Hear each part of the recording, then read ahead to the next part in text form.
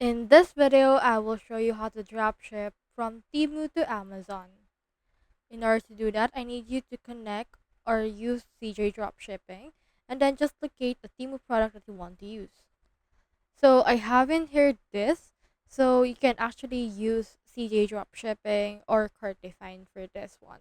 So in order to use this, you can just head over and then copy this URL, or you can install the Cartifine extension. Now click on this add to Cartifine if you want to use that, and it will be added to your Cartifine through this way. Alternatively, you can use your CJ dropshipping and then click on the sourcing option. Click on the sourcing right here, and then after that, it will show you the sourcing list.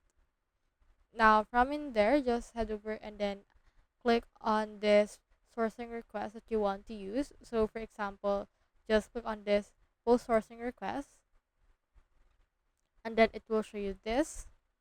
Now just put right here the actual product title, target price, sourcing URL that we have copied, as well as the description.